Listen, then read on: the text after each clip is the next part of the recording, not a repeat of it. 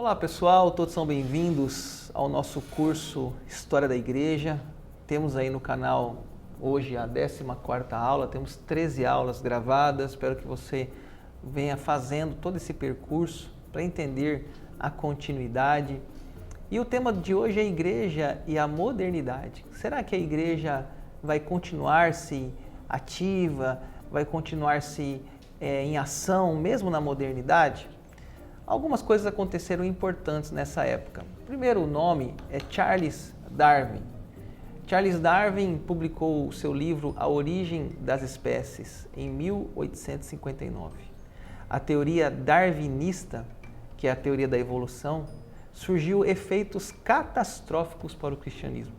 Foram questionadas a respeito da criação de Deus, se realmente existiu Adão e Eva, se o mundo foi criado por Deus ou fruto de uma evolução.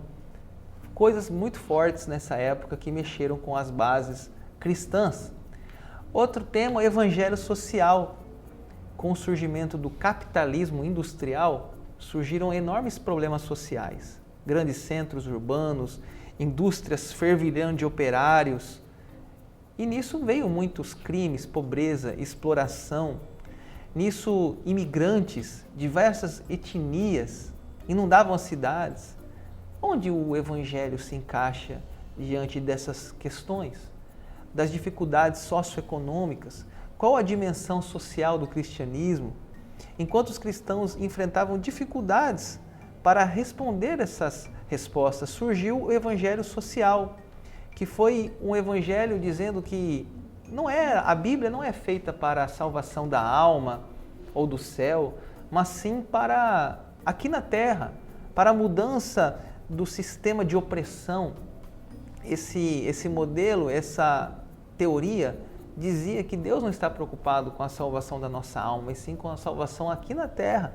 E isso trouxe uma visão de um ser humano não espiritual, mas um ser humano físico, e tirou um pouco dessa questão da eternidade, do céu, focando mais na vida atual do homem.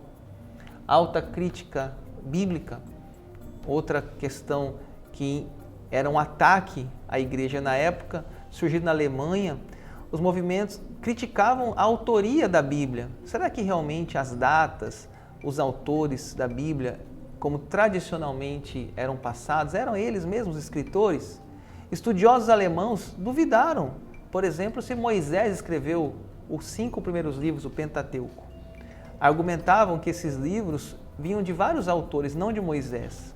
A crítica do Novo Testamento afirmava que Paulo não escreveu Romanos, ou não escreveu, além de Romanos, outras cartas. Esses críticos questionavam a autoridade da palavra de Deus, afirmando que era impossível confiar nela. Seminário nos Estados Unidos, o darwinismo, o evangelho social, a alta crítica, tomou conta dos seminários dos Estados Unidos. Aqueles pastores que estavam sendo formados no seminário, saíam do seminário com essa visão darwinista, essa visão do evangelho social, da alta crítica, e levavam para a igreja essas ideias. E essas ideias formaram várias denominações do protestantismo. Os pastores saíam dos seminários e levavam ao púlpito essas ideias teológicas, e virava uma discussão entre fundamentalistas ou modernistas.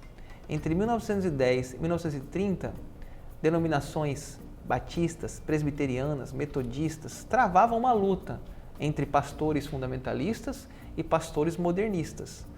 Os modernistas queriam dizer que a Bíblia tem que ser relida, reescrita, ser entendida de uma outra forma, enquanto os fundamentalistas tentavam voltar para a inerrância das Escrituras, o nascimento virginal de Cristo, a divindade de Cristo, bem como a sua segunda vinda e a sua morte na cruz. Por meio desses textos e ensinos, as doutrinas modernistas, eles achavam que isso não era necessário para as ideias centrais do cristianismo. Outros ministérios paraclesiásticos surgiram nessa época, tentando alcançar jovens, tentando alcançar universitários, como Palavra da Vida, Mocidade para Cristo, Aliança Bíblica Universitária. Também surgiu nessa época o movimento pentecostal. Na época moderna, houve uma fragmentação do protestantismo e movimentos de renovação, chamado de pentecostalismo, onde entendia que a igreja precisava do batismo do Espírito Santo e o falar em línguas, também essa época moderna. O movimento pentecostal no Brasil, especialmente, teve várias ondas. A primeira onda, Congregação Cristã, Assembleia de Deus. Essas igrejas dominaram o primeiro movimento pentecostal de 40 anos, né? Uma segunda onda do movimento pentecostal veio a Igreja Quadrangular, Igreja Pentecostal Deus é Amor.